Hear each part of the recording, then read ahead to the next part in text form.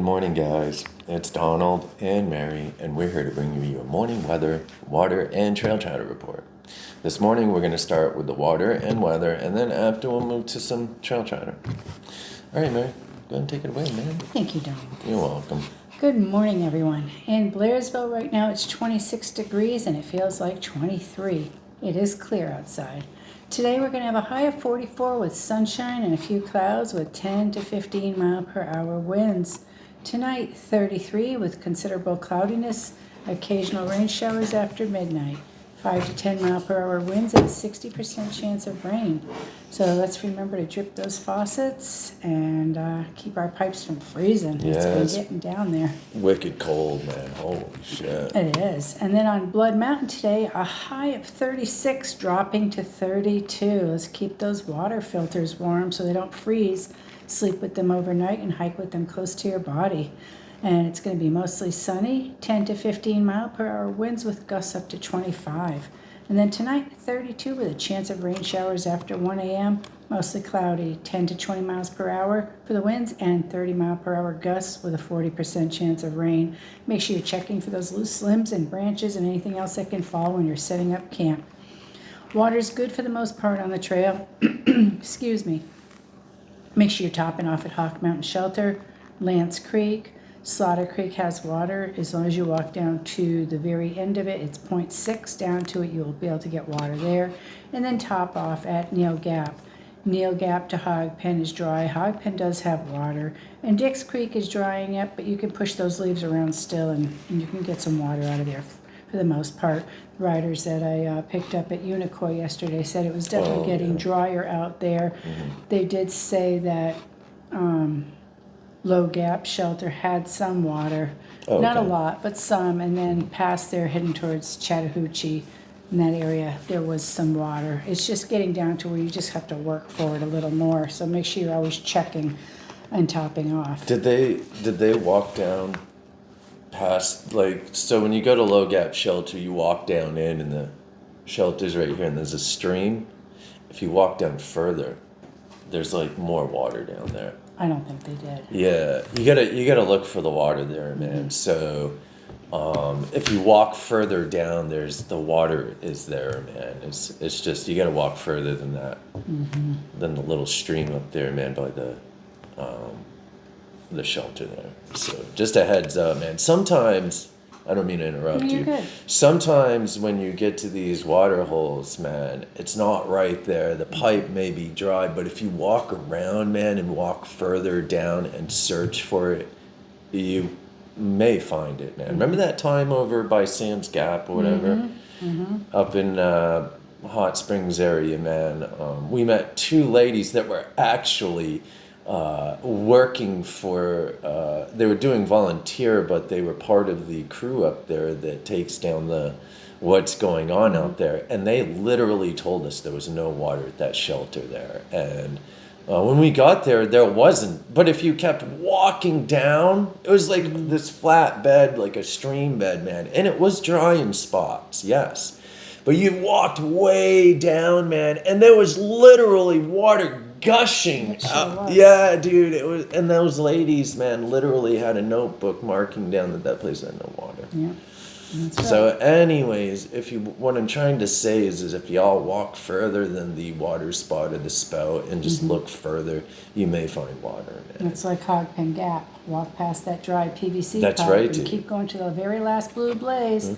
And check There's around, water. and more often than not, there is water. You just have to, spend a little You more have to time find looking. it. That's right. Yeah, That's right. man. Don't just look and say it's done. You gotta look and search, man. Yeah, So, that's right. anyways, More like at Dix Creek Gap right now. Yeah, With right. it drying up there, you see a bunch of leaves all in the path of the water. But when I was out there the other day, you get little circles of water. Sure. You're going to get water out of that. Move those leaves around, and maybe dig yourself a little what would you call that? A little cistern. Yeah, and you're going to get water. So it's That's better right, than dude. dehydrating and having nothing. There's definitely water. I think there's water across the road there too. If I remember Probably. correctly, there's a stream over there. But anyways, I can't remember. It's been a minute, dude. So A little effort will yield great results. that's right. Yes. It will. All right, so now moving on to the Great Smoky Mountain National Park bear closures. Ongoing campsites, 19 and 82. All trails and shelters are open. There are the bear warnings for campsite 71, and then Gatlinburg Trail, Cataract Falls Trail, and Cove Mountain Trail. And then let's remember, Kawohe Road closes for the season on December 1st and reopens late March, depending on the weather.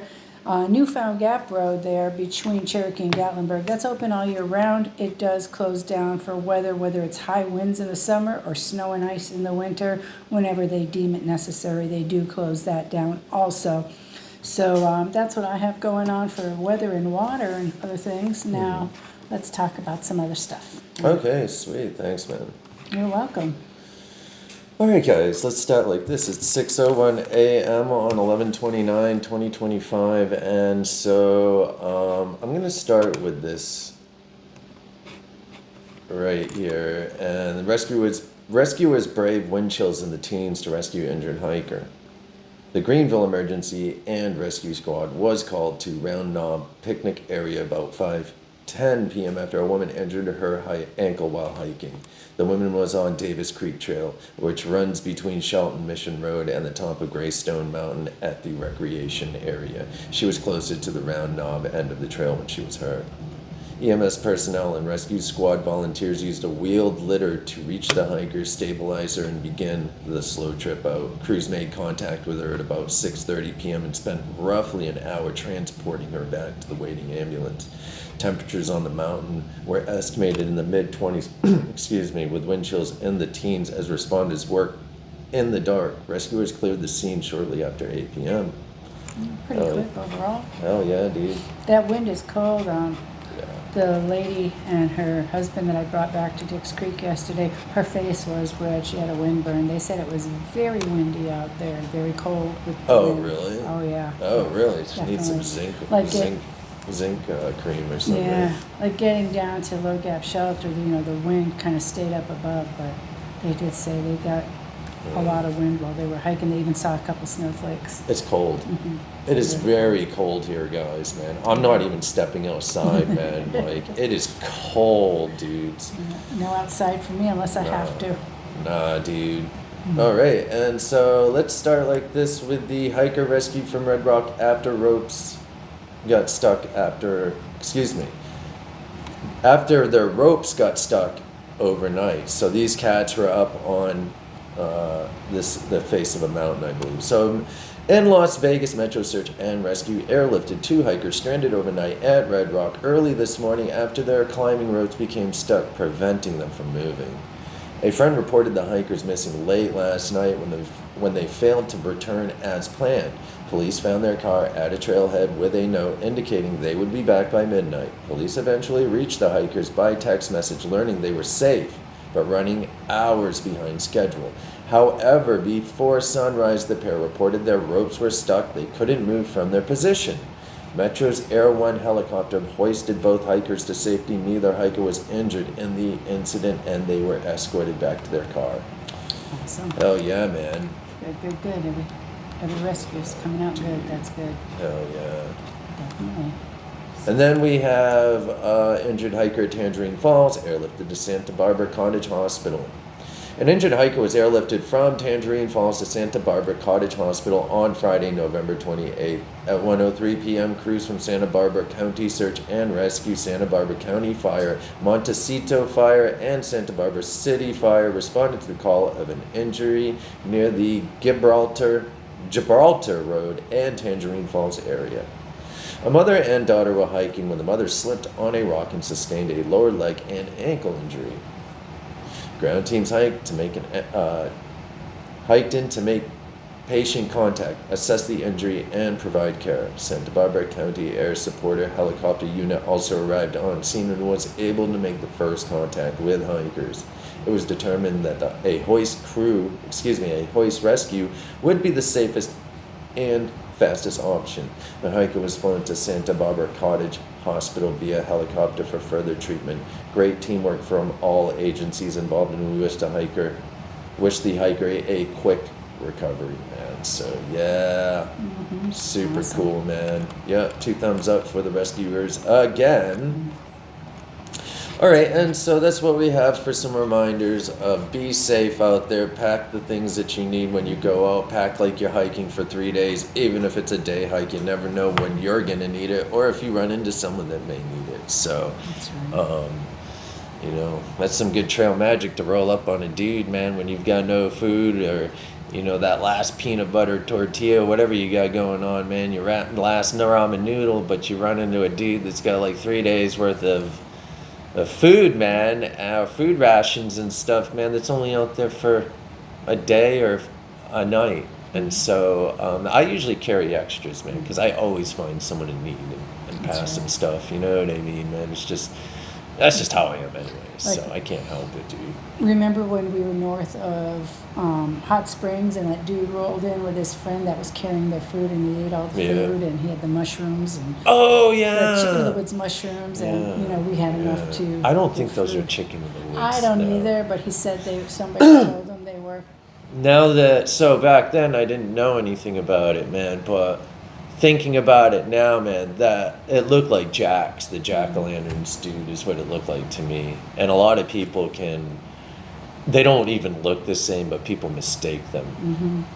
They've been mistaken for also the false She does. shants, so the golden shants, man, which they look similar, man, but you can definitely tell the difference. They grow in clusters. The jacks, they grow in clusters. They're also luminescent. I believe they glow in the dark, man, and they grow in clusters, but when you break them, they're orange all the way through. And a chanterelle does not grow in clusters; it grows in singles or individually. And when you break it, it will have like a white interior. The exterior, there'll be like I don't want to call it the Cambion shell, but the outer shell is orange. When you break it or crack it, it will be white, the inside. So that's how you get. And plus, it will have gills. Excuse me, false gills. That shants don't have gills.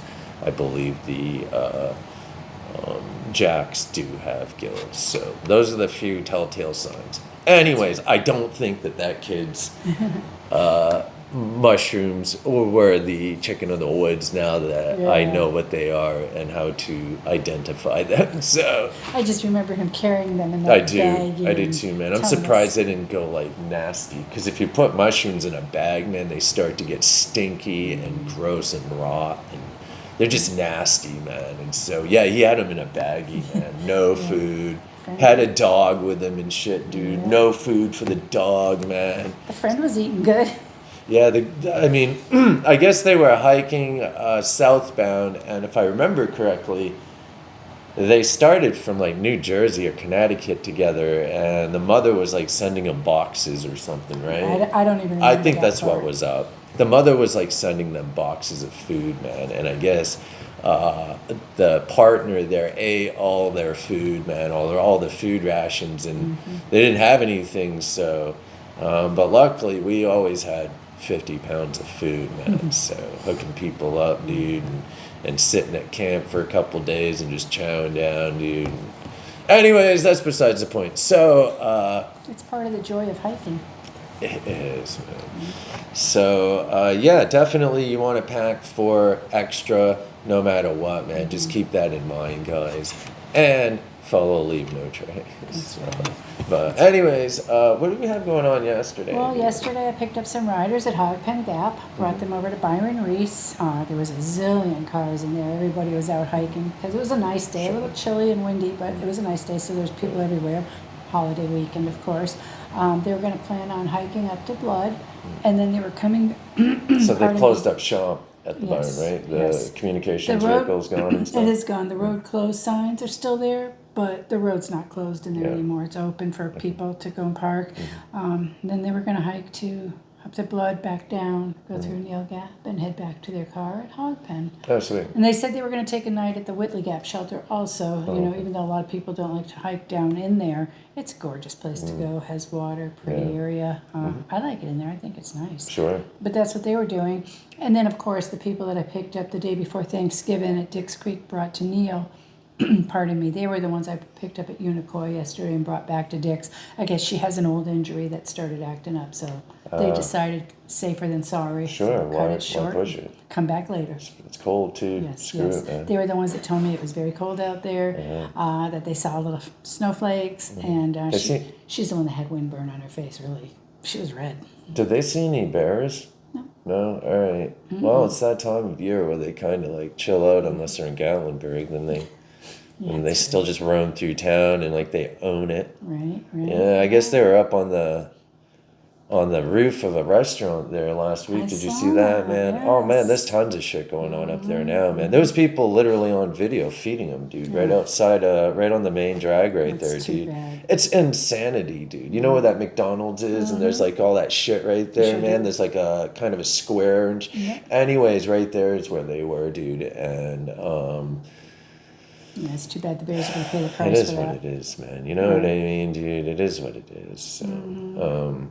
unfortunately, I was actually kind of saying stuff in those pages on Facebook about people doing that, and I was stopped from saying it. They were stopping me from, and I was actually being cool about it. I wasn't being a dick. I mean, you know, I wasn't like, hey, you guys. I was just like, hey, man, you guys got to stop doing this, dude. You know what I mean? And someone reported me, and of course, you know, they do it to me in every room. They don't like it when you say stuff that doesn't go with their vibe, man. And their vibe is to let the majority of the shit go that people thumbs up and will interact with their page, because that's all they give a shit about. They don't care about anything else but besides getting a thumbs up and their page growing. So whatever reasons why they're doing it, I don't know if it's for monetization. I don't know how those rooms work, or I don't either. no, I think you can monetize off of it, man, but I'm not sure. I know in my rooms and pages, I make sure that I want people to look at it because we try to give the best accurate information and not just do it because that's what's liked. We do it because that's what's good for the communities as a whole. And so what I'm trying to say is I'm not trying to build it. I want people to watch it, and if they come to it and they like it and watch it, well, cool, man. If they don't, then whatever. I'm not going to shift the way that the room feels, though, because that's the popular vibe, man. I'm just going to say what needs to be said. And so those rooms don't like those type of people, and it's unfortunate, but that's the way it is. And so it gets out of hand, and now we have bears climbing on roofs in Gatlinburg, and you know, people feeding them right on the street because no one is told not to. It's accepted, and the worst part about it is there's, you know, 100, 200, 300,000 people watching this stuff, man, and coming to these towns and just repeating and doing monkey see, monkey do shit, dude. You know what I mean? They come here, they think it's okay, it's cute. Oh, I want to see a bear. I want to be the person posting this online. I want to say I was in Gatlinburg and, you know, I saw you know what I mean, man? That's what it's all about today. And it's unfortunate that it's like that, man, but this is where we're at. The other morning when I was going up to Kawohe, you know, you come back past that Oconaluftee ranger station there, and you know, you have that big field of elk. There was a lot of elk out there that morning, and it was very early, and it was wet and cold. But if it had been nice and later in the day, even though it tells people to stay back so far, I've seen people entering that of field course, before. They'll be right out there running with them. Very clearly posted that it's a federal offense to get near those creatures, and they're warned to stay back. There's a couple cars pulled over, but the people were back in the street and taking pictures from a distance, which is cool. But, you know, that's another area where the elk are, you know, bothered because everybody's walking in there trying to get pictures. And, you know, during the rut and everything, it can be super dangerous. I mean, daily it's super dangerous, but gotta be careful. Yeah, people out there trying to help them rut and shit, dude. Running out, trying to help them along and stuff, man. That's how it is, dude. Yeah. And so it is what it is, though, man. You know what I mean, dude? You can, like I said, you can say stuff and people won't even listen, man. They just blow you off, dude. Yeah. So Well, yeah, that right, dude. Right. What's gonna have to happen is a bear is gonna have to maul someone in that town, man, and that's when people may learn. So that's what's gonna have to happen, though. then there's just such shock and disbelief when it happens. Right. You know, like how could that ever Well, happen? no, there'll be like a split. They'll be like, "I told you so. I Yeah, told you." And then the that's other true, people be too. like, "Well, it's okay. They just did it wrong. They fed them the wrong stuff. They wanted honey, not Caro fake sugar." All right. Yes, that's true. It's unfortunate for the bears. All right. So next thing, man. So yesterday, super cold, man. We had those shuttles and stuff, and today we have absolutely nothing going on, right? Not yet. All right, sweet. There's always stuff to be done, though. There is, man. Yep, There is. absolutely. So, All right, and so that's what we have going on today. We have a few errands to run, get some food, man, make some food, eat, play video games, watch TV, answer the phone, man, and take care of anyone that calls. So, did you have anything else you'd like to say, dude? no, I'm good. Thank you. All right, guys, man, if anyone needs anything at all, give us a jingle. We're here for you. All right, one love, kids. Peace.